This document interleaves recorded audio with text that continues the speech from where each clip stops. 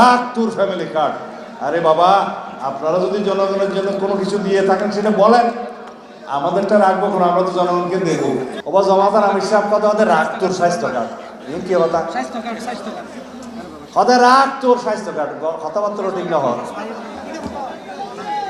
আমরা প্রত্যেক নাগরিকের হাতে একটা হেলথ কার্ড দেবো, স্বাস্থ্য কার্ড। যেই কার্ড হাতে থাকলে সরকারি হাসপাতালে বিনা চিকিৎসা পাবেই। আমার গরিব ভাই বন্ধুগণ, মা বোনেরা, বেসরকারি হাসপাতালে উন্নত চিকিৎসা পাবে সরকারি ভাবে। তো পরিকল্পনা আছে।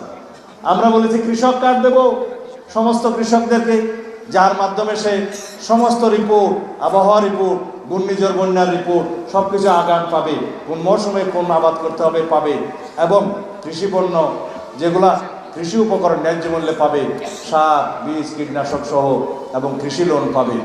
তার উপরে তার উৎপাদিত দ্রব্য যাতে সহজে বাজারজাত করতে পারে, যথাযথ মূল্য পায়, সরকার তার ব্যবস্থা করে।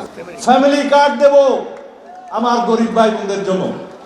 এই ফ্যামিলি কার্ডের মালিক হবেন তিনি একজন নারী। অর্থনৈতিক অবস্থার উন্নতি হবে, সামাজিক নিরাপত্তা বাড়বে, এবং সম্মানিত হবে।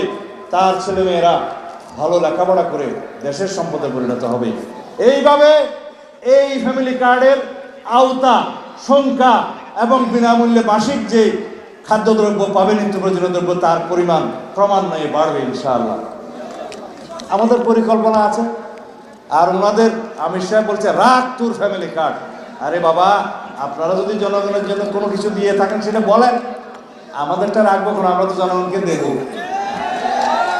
আমরা বলেছি ক্রীড়া ক্ষেত্রে, সংস্কৃতির ক্ষেত্রে, শিক্ষা ক্ষেত্রে আমাদের পরিকল্পনা আছে।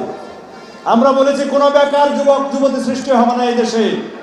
এইরকম একটা শিক্ষা ব্যবস্থা আমরা প্রবর্তন করব, সংস্কার করব, যেই শিক্ষা ব্যবস্থার মধ্য দিয়ে সকল শিক্ষার্থী প্রাথমিক, মাধ্যমিক, উচ্চ মাধ্যমিক পর্যন্ত বাংলা ইংরেজির পাশাপাশি আরেকটি ভাষা শিখতে বাধ্য হবে, ক্রীড়ায় অংশগ্রহণ করবে, সংস্কৃতিতে অংশগ্রহণ করবে, এবং কারিগরি প্রশিক্ষণ দেবে। যে কোনো একটি ট্রেডে যেটা সে পছন্দ করে তার মতো করে সে কর্মসংস্থান করবে, অথবা বাইরে কর্মসংস্থান খুঁজে নেবে।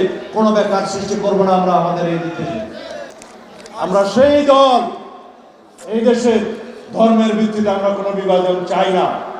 এই দেশে সনাতন ধর্মী ভাই বন্ধু যারা আছেন, অন্যান্য ধর্মীয় সংখ্যালঘু সম্প্রদায়ের যারা আছেন, আমরা সংখ্যালঘু বলতে চাই না, যারা অন্যান্য ধর্মাবলম্বী আছেন, সকলেরই ধর্মীয় স্বাধীনতা নিশ্চিত করার দল হচ্ছে বিএনপি।